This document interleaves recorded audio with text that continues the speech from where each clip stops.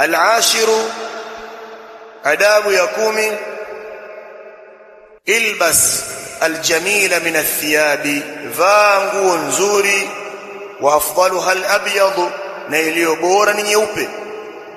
Wala yujawiz ka'baik, wala isivuke kongo zako, kongo mbili zako, sufla, kwa kwenda chini, kwa chini, kongo hizi mbili, vifundo viwili. Wala yujawiz ka'baika, ka'b, na wengine wanasema ka'bu ni hii iliyotokeza nje, ndo ka'b inayotokeza nje kwenye mguu, ipo huku na huku. Na isivuke ka'baika, kongo zako mbili, sufla, kwa chini, isivuke. Ndio nguo ya mwanamume, natakiwa uvae hivyo, usivae isbali, nguo ikae inaburutika. Kuvaa nguo nzuri, inna Allaha jamilun yuhibbul jamal, hadithi katika Sahih Muslim, hadithi ya 91, Ibn Mas'ud, Allah ni mzuri, anapenda uzuri. Ilbasu min thiyabikumul bayada, vaeni katika nguo zenu nyeupe, fa innaha min khairi thiyabikum, hakika hizo ni katika nguo zenu bora. Wakafinu fiha mautakum, na wakafinieni hizo maiti zenu, wavalisheni nguo nyeupe. Kadhalika hadithi ya kuhusu isbali ma asfala min alka'baini, kilichozidi ya kongo mbili, kilicho chini ya kongo mbili, kile kilicho chini ya kongo mbili, min alizari, katika kikoi, fa finnari, basi ni motoni. Mtu ataingia motoni kwa ajili ya hicho kilichozidi kwenye kongo mbili. Kwa hiyo watu jitahidi, wanaume, kuvaa nguo isivuke vifundo vyao, ndo nguo ya mwanamume. Tuna usione aibu wala kuona haya, ni mavazi tu. Kuna wengine wanaamua wanavaa mashuka huko chini, kuna jishuka na huku wanavaa kwenye bega tu, na wanaishi wenyewe, wala hakuna neno, na wanasifiwa. Hiyo utamaduni wao, wala hakuna neno. Utapanda ndege hivyo, wala akatazi kwamba shuka, upanda na mashuka huko.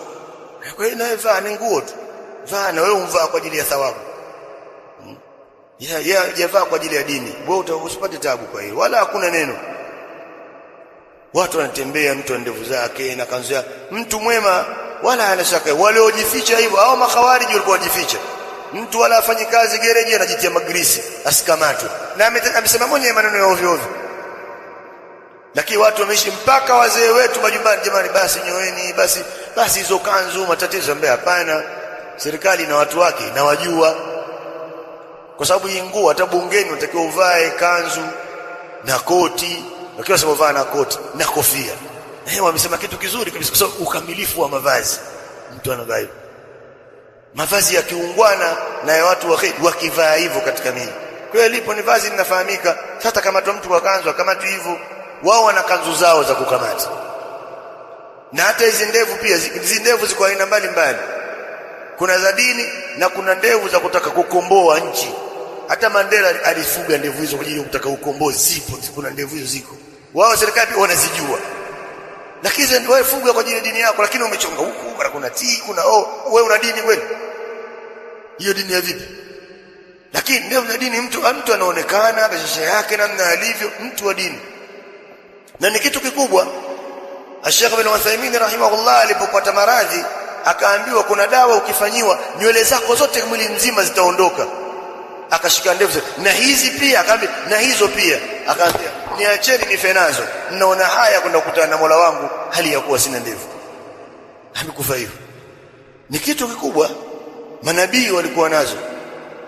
Nabii Musa, la ta'khudh bi lihiyati, alikamata ndevu zake.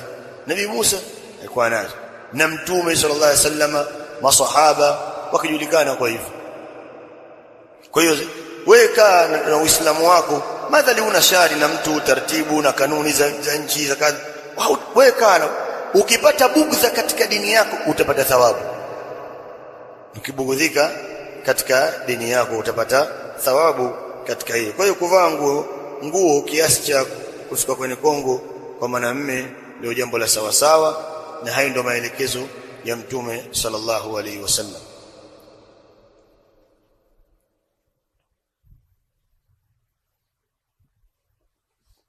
Kwa hiyo Mtume akivaa nisfu saqi, nusu ya muundi, sawa, lakini ameruhusu kuvaa katika nini, juu ya nini, kongo mbili, hakuna tatizo katika hilo. Hivyo lakini hakuna tatizo katika hilo. Kadhalika katika aliyoyataja, wabda biyaminika libsan, naanza kuliani kwako kwa kuvaa, wa bishimalika, na kushotoni kwako khal'an, kwa kuvua. Wakati wa kuvua anzia upande wa kushoto. Hata kitu cha pea iko hivyo, vaa kuanzia kulia. Kanzu pia, suruali, shati, t-shirt yako anzia upande wa kulia. Katika kuvua anza kushoto. Ndio ilivyo. Ndio mafundisho ya Mtume sallallahu alayhi wa alihi wasallam.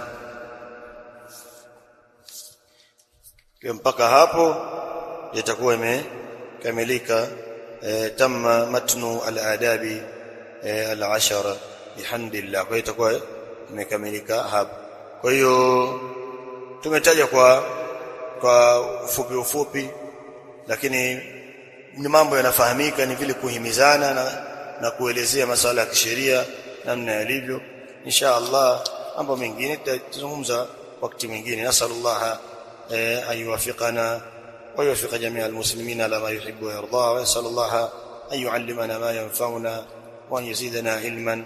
Wa sallallahu ala nabiyyina Muhammadin wa ala alihi wa ashabihi ajma'in. Jazakumullahu khairan. Kwa hiyo insha Allah wakati wa maghrib, baada ya maghrib itaendelea na muhadhara wetu, na natarajia utakuwa wa mwisho kwenye kuzungumzia masala ya dharura tufahimi alkitabi was sunna bifahmi as-salaf as-salih. Barakallahu fikum.